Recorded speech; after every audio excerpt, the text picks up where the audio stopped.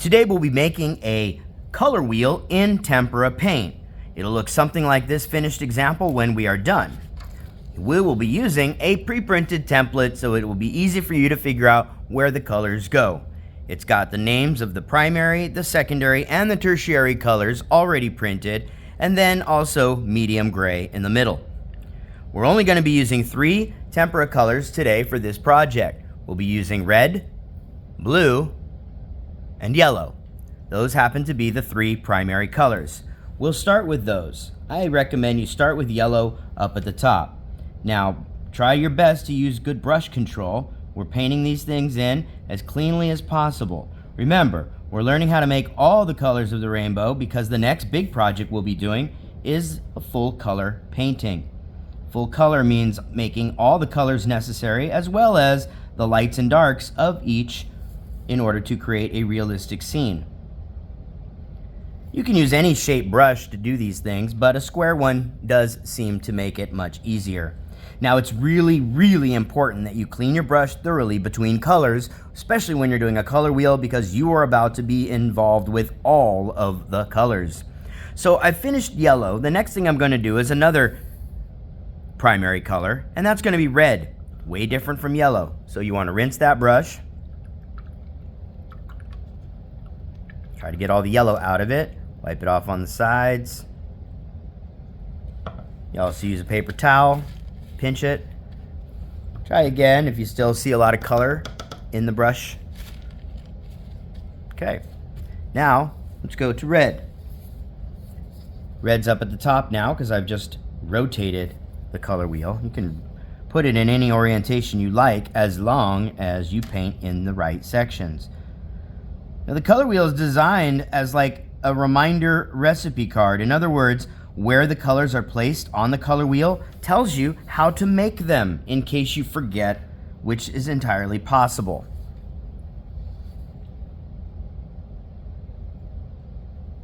I'm painting in the red full strength the way it comes from the container. When you use a color full strength the way it comes out of the container, we say it is at its spectral intensity, or it's at its most intense.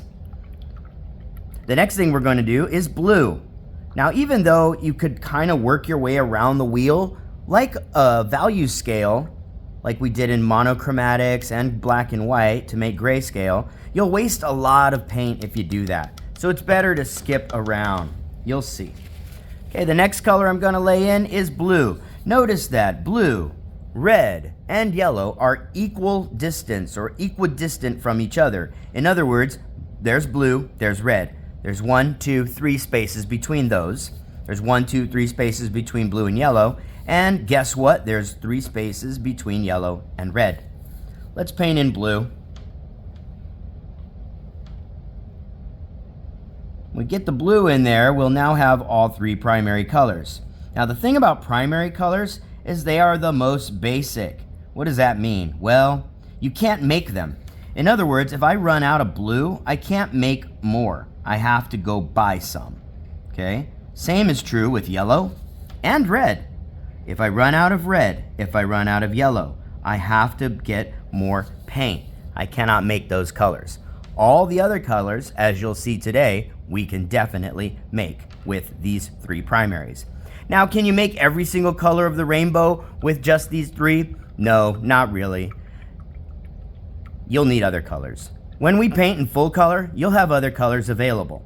It's super important and educational, though, of course, to get all the colors because then you'll know how to make them. If the green we have in the container, for example, isn't the green you're looking for, you'll be able to make a new green. In fact, let's do that now. We're going to use 2 colors, 2 primary colors, to create the first of our secondary colors. The primary colors are the 3 you cannot make: yellow, red, and blue. The secondary colors are combinations of the primary colors. So yellow and blue mixed together will create green. Blue and red mixed together create violet. Notice it's violet, not purple. Purple has a little black mixed in. Violet is the pure mix of red and blue. And then lastly, between yellow and red, we have orange. Orange is half yellow and half red. All right, so let's start with orange. Why not? Now, when you're mixing your colors, remember, these are your original samples here. If I use all this yellow to create orange, I'm kind of screwed because I need plain yellow for yellow orange. Okay, so make a new spot. The palettes you have a bunch of little spaces or wells in order to mix many colors. And if you don't have one with wells, that's fine. You just keep your puddles separate from each other. I'm gonna take a little bit of red using my brush as like a spoon. I'm gonna take a good amount because I'm making orange. And notice, orange, I need it for yellow orange. I also need some orange for red orange. All right, so there's that red. I'm getting as much of this paint out of the brush head as I can without water. Now, that's because why? Because I'm about to corrupt slightly on the edge of my yellow. Now, I know I told you not to do that, right? And it's important that you don't because your colors get all mixed up. Now, did it change much? Not at all. I need a lot more yellow, which means I'm going to have to dig into that little yellow puddle right there. And if I'm going to dig into that little yellow puddle, I want this brush clean because I don't want to ruin my original sample. It's a super big hassle to be getting up and down to get extra paint. So use it sparingly. It takes a lot more yellow to see any effective change in red. I know, I dripped right there. I see it. There's a little bit of yellow in the dang blue. We'll worry about that in a minute. Okay. Now, have you seen a lot of change? Is it a lot different from red? Yeah, but this is what I would technically consider a red-orange. So no I'm not. I'm not gonna paint it right here, because if I don't know what orange looks like yet, folks, how do I know what red-orange looks like? Make orange. If you get the wrong color, or you get a color that isn't quite what you were looking for, stop. Don't use it. Mix the right one. So I'm gonna try again. I see I dripped a little yellow into this well, so I'm gonna start right there. What the heck? I got a lot of space on this thing. I could do it all day. I'm gonna rinse the brush. Get some more yellow. Yellow's kind of like white. It affects the color, but it does take more maybe than what you think. Okay? Now let's see, have I gone too far? If it looks like a pumpkin, whoa, it sure does. I've gone too far. Why? Why do I know that? Because that's yellow-orange. Slow down. Now, you might say this is orange, and it's a pretty nice orange, but it's very close to a yellow-orange. So now what I need to do is extremely carefully get a little bit of red. It's a lot of back and forth. That's okay. That's how it is. All right, I'm gonna mix that up.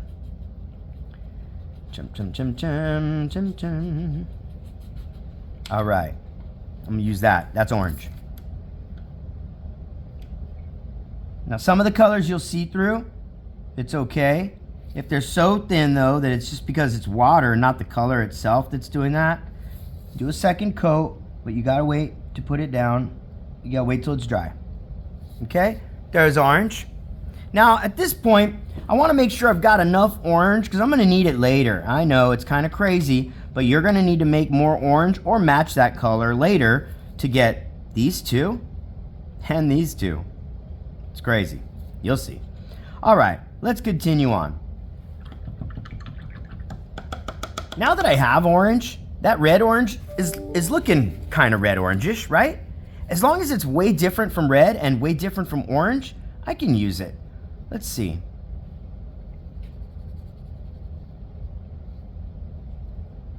Okay, well, I see a difference. You might not see it in the video, but I definitely can determine that this color is not plain red. It definitely has something else going on. Is it enough? Let's just lay it down and see how it dries. If it doesn't feel hot enough, it doesn't feel red-orange enough, fix it later. Okay, I'm gonna rinse my brush again. And notice I'm kind of working in this area now. That's smart because these colors are hot, they're fresh in my mind, and we're not way over here yet, okay? To get yellow-orange, I've got my orange. I'm gonna take some more yellow. You know, I'm gonna put it right next to it. That way I can really compare it easily because they're literally next to each other on the palette. That'll make it very easy to determine if I've got the right color or not. Okay, throw in some red into it. Oh snap, look how far it went. Yeesh, looks a lot like my red orange. That's not gonna work. I have to get back to orange in order to get yellow orange. But I've made orange, I'm happy with it. So match it first. If you don't trust your own eyes, ask your partner or your neighbor, somebody sitting next to you. Are these two the same? Usually they could tell you, oh, it's a little darker, or you know what? They're exactly the same. Perfect. Now I'm reaching back into that yellow because I don't need orange right now. I need yellow orange. Yellow orange is orange and yellow. Okay? Now I want you to realize something. These names that have a hyphen, yellow orange, yellow green, blue violet, red orange, these are the third group of colors. The second group of colors, the secondaries, are orange, violet, and green. Remember that those three are made from primaries. But the tertiaries, the third group, they are made of combos of primaries and secondaries. That's why they have a primary name and a secondary color name. Red is a primary, violet is a secondary. Blue is a primary, violet is a secondary. You see what's happening there, okay? Now the next one we'll do is yellow-orange. I'm going to take some yellow and I'm going to adjust this orange that I just created here. There we go. Remember, when you're mixing paint, you always want to kind of push it to the center. You can get a little crazy with the mix, but always push it back to the center. Like eventually you're going to have to pick it up. Think like sweeping. I'm doing a lot of rinsing of the brush between colors because, again, we're doing a full color wheel and it could get a little crazy. All right, I'm going to add a little more yellow, and I'm seeing a nice change from the color that is directly across from it right here. I like that. Let's use that. I hope it's yellow, or I hope it's yellow orange enough. Oh my goodness.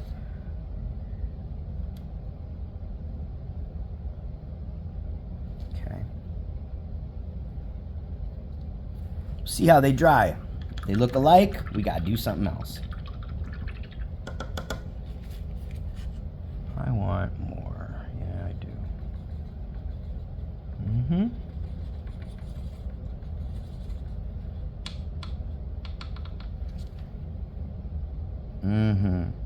Now, why didn't I wait? Well, I didn't wait because it was close to what I had just done. I think I'm going to be happier with that. Okay. Now let's talk about some cooler colors. We're going to work on this side, and we're going to be dealing with green. So first, let's get the primary color, or secondary color, green. It's a combination of yellow and blue. All right. So we're going to go with some blue right here. This is going to be a kind of a darker green. It's not going to be green like the one we have in the containers. That's more like a middle of the road Kelly green. Because our blue is so dark, we're going to be getting something like a little bit of a darker green. Not quite an army green or a sap green, but kind of in that range. Okay, right there what I have is kind of a pretty blue-green.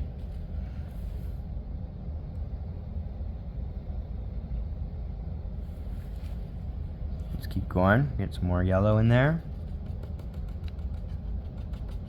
There we go.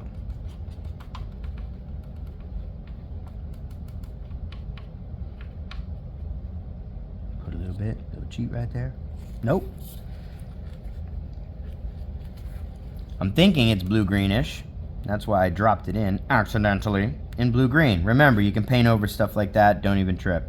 Okay, let's see. Green. It's a dark green, but it's green. Let's use it. You paint that in. Notice I'm using the top of the brush to get the edges, and you can use the side of the brush. Now that goes the same for a round brush as well, because you can use the side of it Okay. Green. Now blue-green. Blue-green. Gonna make some more green because there ain't enough there. Let me get that yellow spot I dripped in there earlier. Remember that? Alright, so here's blue. Some yellow. First thing I'm trying to do is match the green I made before. Matching colors is a valuable skill. You're making something, you're painting in an object, and then you run out. You have to make more. And if it doesn't match, it could be a problem. Usually you're never really trying for the exact same color because everything, especially when you're painting realistically, everything's a lot of shades and tints, right? Lots of different varieties of color. All right, these two are about the same. Now I've got a green I'm happy with. I'll put some of that right here. More of it, rather. Okay. And I'm going to use one of these to make blue-green. And that's really simply just adding more blue to one of them. I'm going to go with this one because it's already dark. Okay. Blue-green.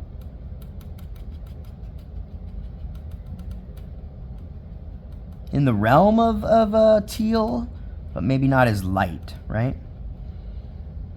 Good. Okay, this is our blue-green. Ooh, very pretty color.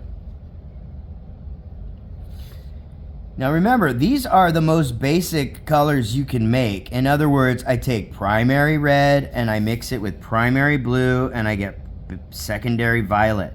But in real life, the colors we see are lots and lots of different shades and tints of those basic colors. In fact, if you use just the basic colors, your drawing or your painting will always look kind of elementary. And that's just because you've limited yourself to the most intense versions of the basic colors. And the most intense versions, honestly, are very unlike real life. Real life color is just not that intense unless you're standing out in the sun, in which case everything's that intense. Okay, I'm running out of yellow, so I will go back and get some more. How about after I do my yellow-green? What do you think? It's not different enough. Notice what I'm doing here. Why am I doing that? I'm wiping off the excess paint because I made a mistake, and it'll be easier to cover it and it'll dry faster if I wipe the excess paint. If you do it too much though, the paper fibers start to deteriorate and then you've got a hole in your paper. Okay. I'll take a little more of this yellow and add it to the green here. I really want to get a nice yellow green.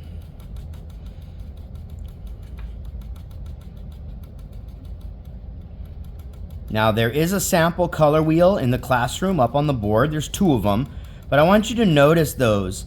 The blue that they used in the sample color wheel is not the same blue that we have, okay? So their colors are going to be different. In fact, look at the green they got on the color wheel poster compared to the green you got, right? The blue we're starting with is darker than the blue they used in the color wheel poster. Not a big deal, but it's important to notice, okay? All right, we've got yellow-green, green, and blue-green. Those are drying. Last bit on the outside ring we're gonna do is the violet area. Rinse that brush. And now we're just gonna be dealing with red and blue in order to make a lovely violet. Okay, take some of that blue, move it, new spot. Okay, and I'm gonna do a little corruption here on the side. Sorry. Okay, now if your violet is super, super dark, it might be going too much towards blue violet. Try again. If your violet you're trying for feels like a lovely reddish grape, well then that's red violet, don't use that. If it feels like it's not quite blue, and it's not quite red either, that's the color you want. Folks, when the color doesn't look like either of its parents, I don't know, then it's the right one. That's violet. Now the other two, they look like the parents, right? Blue violet's gonna feel bluish, red violet's gonna feel reddish. But violet's a new baby. Okay, now I've got some violet. I'm gonna move it just over here in this corner. I wanna stay on camera. And I'm going to add a little more red to it. Let's go make a red violet. Let's see what happens. Trying to keep it away from my violet sample. No corruption, please. Ooh, look at this. Want to know how I make the color of the grapes in the still life, or a lot of grapes that you'll see in life? Booyakah. There it is. Red violet. Red violet. Sexy chocolate. Red violet. There it is. Boom. Ooh, that's pretty. Look at that. Look at that. Look at that. That's beautiful. A beautiful color. Paint it. Get it in there. There you go. Bladow. Last bit, blue violet. And go back to violet. Take a little and put it here because it's empty. And we're going to do blue violet. A little bit of corruption. Don't mind if I do. Mix it up. New color. Color me blue violet. And my blue violet, it's kind of like a pretty, like a nighttime color. Ooh, yeah. Look at that. Look at that. Look at that. Yeah, wow. Isn't that something? Color is amazing, isn't it? This is Color Theory. You are now learning Color Theory with Mr. Black. All right, that's it for the outside ring.